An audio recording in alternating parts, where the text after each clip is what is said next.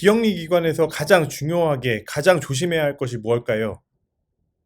바로 부정적 이슈가 발생하는 거, 그리고 또 파트너십으로 인해서 리스크를 안게 되는 이런 이슈들이라고 볼 수 있는데요. 마케팅 활동을 하다 보면 우리가 좋은 효과만 계속 기대하게 되고 미처 그림자에 대해서 보지 못하게 되는 경우가 많아요. 하지만 실제로 소비자들에게 또 시민들에게 있어서 정말 중요한 것은 얼마나 마케팅을 잘해서 나를 잘 설득하고 있는가 이런 것보다는 오히려 이 기업이 나를 속이고 있지는 않은가, 혹은 이 비영리 기관이 실제로 안 좋은 데 아니야, 돈은 어디로 빼돌리고 있는 거 아니야, 정말로 믿을만 한 거야, 아니면은 광고하는 이 모습 뒷속에서는 이 뒤에서는 어떤 활동을 하고 있는 거야, 이 사람들의 광고 말고 홍보 영상 말고 실제 직원들은 어떻게 대우를 받고 있는 거야, 이런 것들인 거죠. 이것은 비단 기업뿐만 아니라 비영리 기관에 대해서도 동일하게 적용이 되는데, 오히려 기업보다는 비영리 기관에 있어서 이런 이슈들이 더 중요하다고 볼 수 있습니다.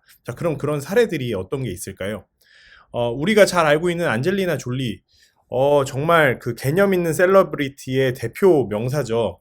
그래서 유엔 난민기구에서 아주 오랜 기간 특사로 혹은 엠베서더로 홍보대사로 활동해 오면서 전 세계 사람들에게, 시민들에게 이렇게 전 세계에 어려움을 겪고 있는 난민들이 많다는 것을 알렸어요. 실제로 자기도 난민 자녀들을 막 몇 명이나 입양을 했죠. 이렇게 솔선수범하고 장기적으로 진정성을 보인 셀러브리티이기 때문에 많은 사람들이 인플루언서로 정말 큰 영향을 받고 있습니다.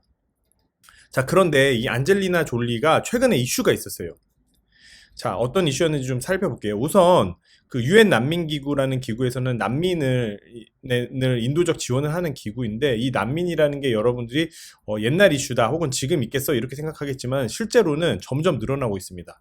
2022년 말에는 1억 명이 돌파했고, 이거는 2020년보다 훨씬 더 증가한 수치인데요. 10년 전보다는 2배 이상 증가했다고 해요. 이렇게 1억 명이 돌파한 이유가 뭘까? 이 그래프를 보시면은 최근에 일어나고 있는 전 세계의 분쟁 상황들이 심상치 않죠. 자, 보시면은 가장 급한 그래프가 여기 검정색으로 있는 우크라이나예요. 2022년 6월 우크라이나를 러시아가 침공함으로 인해 가지고 엄청나게 많은 수의 난민들이 발생하고 있습니다. 뿐만 아니라 2021년에는 시리아, 2021년에 베네수엘라, 또 2017년에 수단, 또 2021년에 팔레스타인, 이런 식으로 비교적 최근 2020년대 이후에 지역적으로 발생하고 있는 분쟁이나 전쟁으로 인해서 지금 전 세계 8명 중에 1명이 난민이다. 전 세계 80명 중에 1명이 난민이다. 이렇게 보시면 됩니다. 그런데 이렇게 엄중한 시기에 안젤리나 졸리가 드디어 그 UNHCR을 비판하기 시작했어요. 어떻게 비판했을까요? 유엔은 설립된 방식 탓에 삶과 권리에 관해서 공정하게 대우받지 못한 채 가장 고통받는 사람들을 희생시킨다, 오히려. 그리고 강대국의 이익과 목소리를 영합하고 있다라고 비판을 했습니다. 그리고 UNHCR에서 수십 년간 국제기구의 조직으로서 역할만 집중하지 실제 현장에서의 단체나 현장의 사람들, 현장의 자원봉사자들의 이야기에 귀를 충분히 기울여주지 않고 있고, 이들에게 자원도 충분하게 주지 않고 있다라고 하면서 우리가 전형적으로 알고 있는 국제기구나 정부의 관료주의 행태, 이런 것들 비판했다고 볼 수 있어요. 자, 이러고 나서 그럼 안젤리나 졸리가 어떻게 했을까요? 안젤리나 졸리는 UNHCR의 특사를 이제 그만뒀습니다.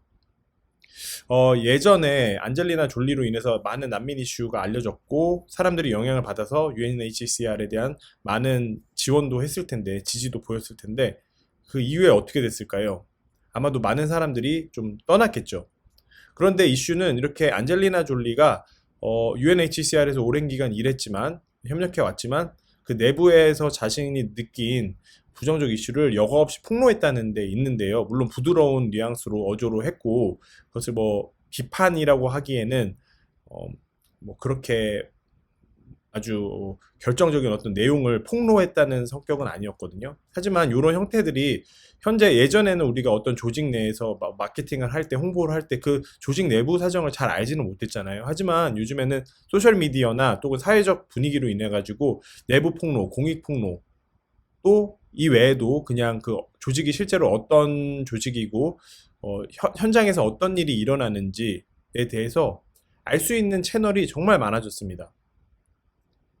그렇기 때문에 이제는 비영리 기관에서도 우리가 어떻게 잘 준비된 미디어를 통해서 잘 준비된 컨텐츠를 홍보할까, 이런 마케팅을 고려하는 게 아니라 정말 조직 내부적으로 인터널 마케팅 그리고 인터널 커뮤니케이션, 인터널 브랜딩이 잘 되어 있지 않으면 결국에는 그런 것들을 소비자들이, 시민들이 더 중요하게 여기기 때문에 마케팅을 아무리 잘해도 내부 관리를 잘 못하면, 또 실제로 실체가 그렇지 못하면은 여러 내부 문제들이 여과 없이 외부로 그야말로 광고나 신문 기사 속도보다 훨씬 더 빨리 퍼져나갈 수 있다 라는 것을 명심해야 된다고 볼 수 있어요. 대표적인 사례가 또 있습니다.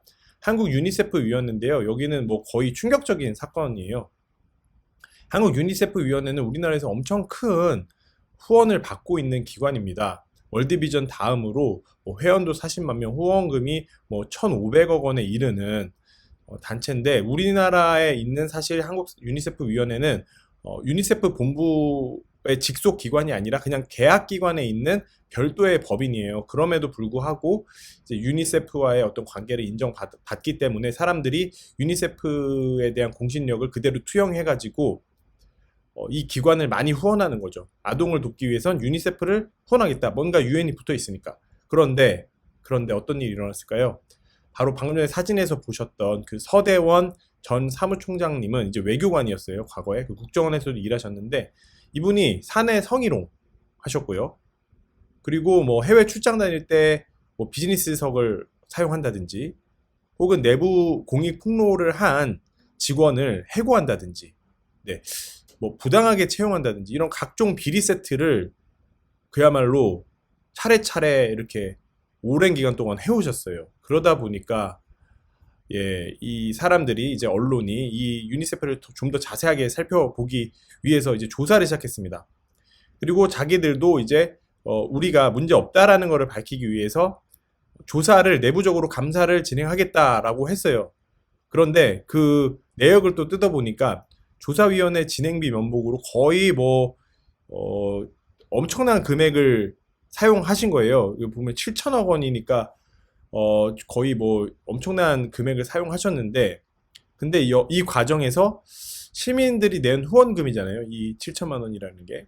그런데 최소 1,000만 원 이상의 거액을 조사위원장에게 줬습니다. 근데 조사위원장이 누구냐? 바로 김앤장 그 변호사였던 거죠. 그러니까 이런 식으로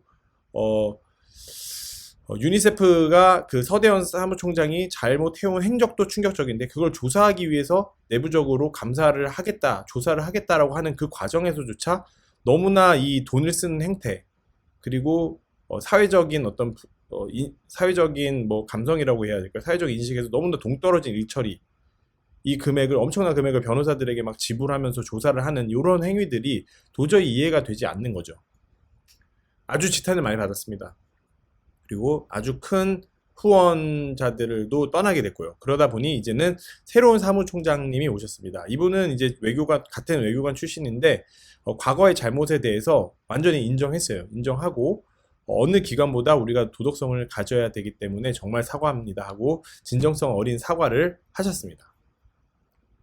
자, 이런 이슈들을 보면 우리가 느낄 수 있는 게, 한 기업의 윤리성, 한 조직의 윤리성은 리더의 윤리성하고 또 동일시 되기도 하죠. 그러니까 리더가 비윤리적이면 사실 많은 사람들이 그 기업이 비윤리적이다라고, 혹은 그 비영리 기관이 비윤리적이다라고 생각하게 됩니다.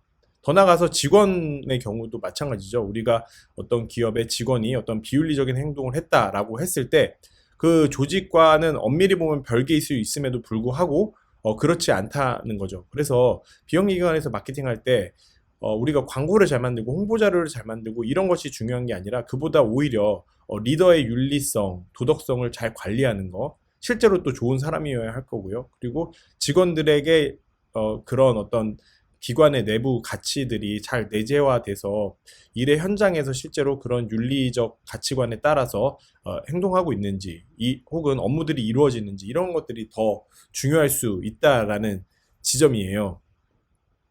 네, 그래서 앞으로는 비영리 기관들도 이런 마케팅을 할 때 앞으로는 외부를 향한 마케팅, 광고 이런 것뿐만 아니라 내부 인사 관리, 조직 문화 관리, 혹은 업무의 어떤 절차에 대한 엄밀한 관리, 또 그 기반에 있는 조직 가치의 내재화, 이런 조직 내부의 관리가 정말 중요하다라는 것을 좀 같이 기억했으면 좋겠습니다.